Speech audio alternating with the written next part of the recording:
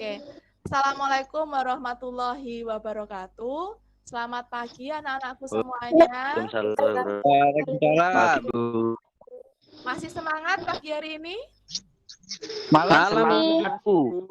Oke, kita harus tetap mengawali pada pelajaran pagi hari ini dengan semangat. Kita harus semangat, oke?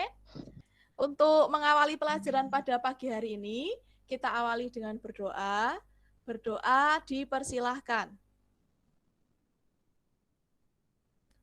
Berdoa selesai. Bagaimana kabarnya anak-anakku pada pagi hari ini? Sehat semuanya? Sehat. Alhamdulillah sehat, Bu. Sehat, Bu. Masih semangat untuk belajar? Sih. Kita harus tetap jaga kesehatan, jaga semangat. Jangan lupa karena kita ini masih di masa pandemi, kita harus jaga jarak keluar rumah jika memang tidak ada kepentingan yang sangat mendesak. Jadi kita sekarang masih menggunakan pembelajaran daring karena kita masih dalam suasana pandemi. Pembelajaran pada pagi hari ini kita akan belajar tentang ciri-ciri penyimpangan sosial. Pertemuan yang lalu kita sudah belajar tentang apa sih yang dimaksud dengan penyimpangan sosial itu. Kemudian bagaimana contoh-contoh dari penyimpangan sosial sudah kita pelajari pada pertemuan yang lalu. Mari kita lihat slide yang akan saya tampilkan ini. Nah, ini tentang ciri-ciri penyimpangan sosial.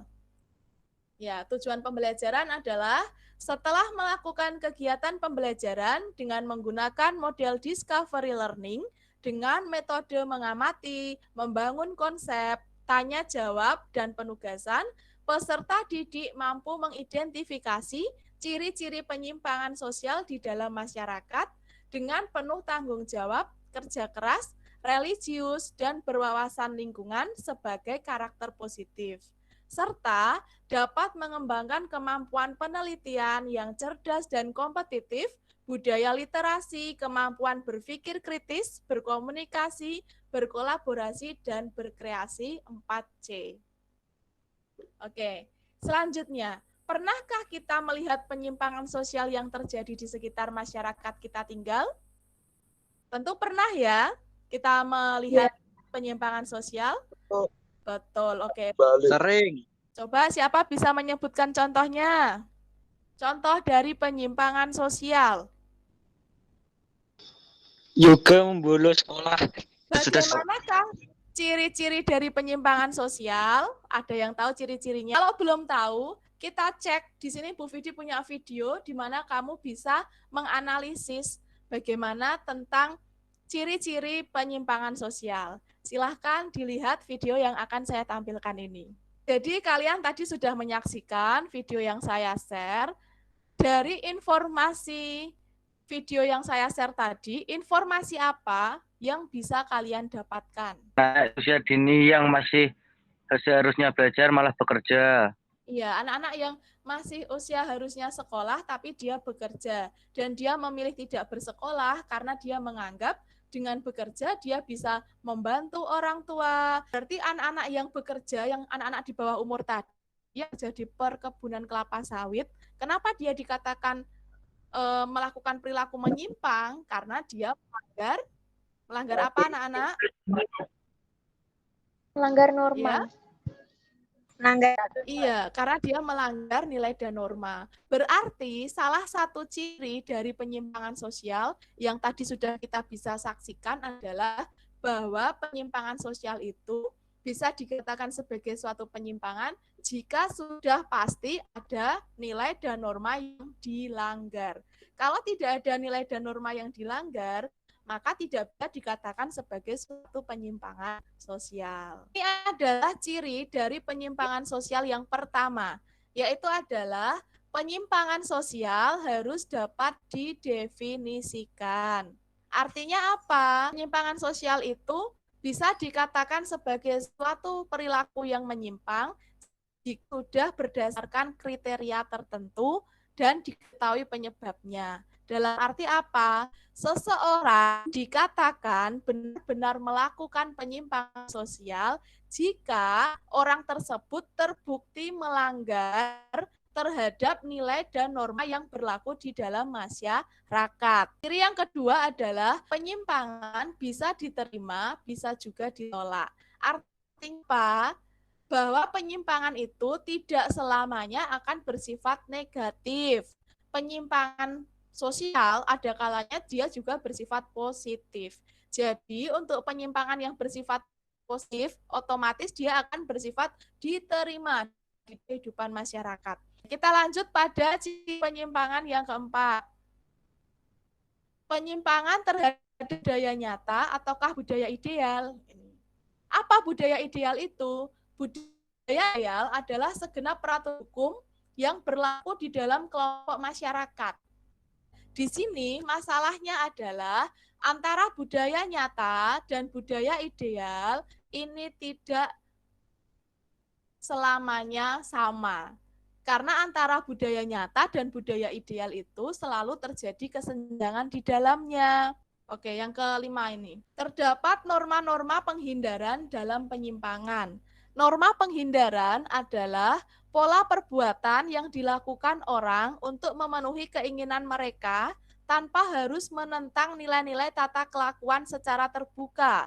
Bila dalam kehidupan masyarakat terdapat norma yang bersifat melarang suatu perbuatan, maka akan ada norma lain yang menghindarkan diri dari perilaku menyimpang. Kita lanjutkan pada ciri penyimpangan sosial yang keenam, yang terakhir adalah penyimpangan sosial bersifat adaptif. Tahu ya artinya adaptif ya? Adaptif itu artinya menyesuaikan diri. Di sini mengandung makna bahwa perilaku menyimpang merupakan salah satu cara untuk menyesuaikan kebudayaan dengan perubahan sosial. Bersifat adaptif ini maksudnya adalah menyesuaikan. Ada pertanyaan? Jelas. Kalau tidak ada, sekarang kita lanjut pada pengerjaan LKPD ya. LKPD itu adalah lembar kerja peserta didik. Silahkan nanti saya beri waktu untuk kalian mengerjakan lembar LKPD selama 30 menit, kemudian nanti bisa berdiskusi. Untuk kelompoknya tadi sudah Bu Vidi bagi, satu kelas menjadi 6 kelompok, anggotanya juga sudah ada, pembagian kelompoknya juga sudah ada.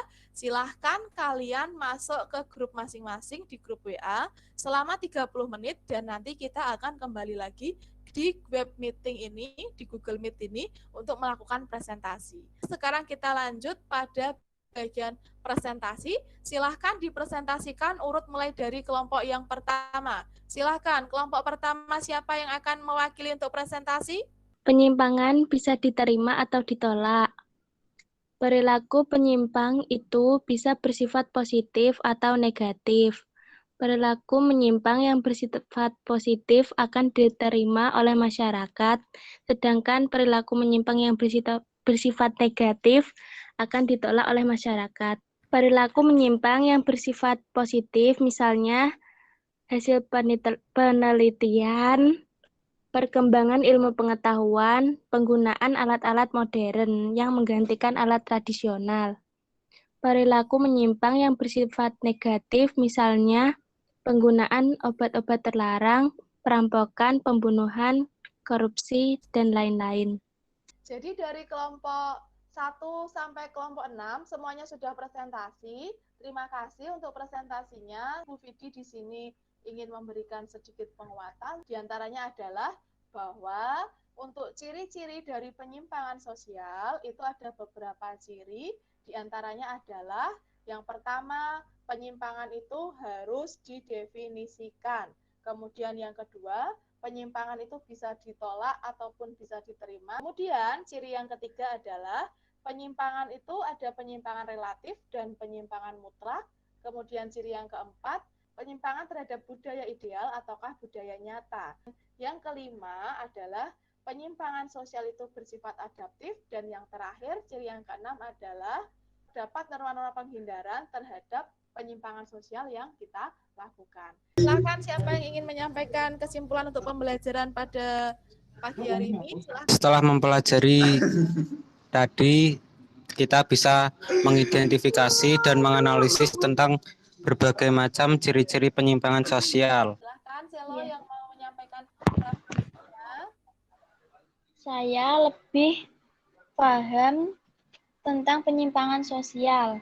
Dan saya juga lebih mengerti tentang penyimpangan sosial yang terjadi di masyarakat.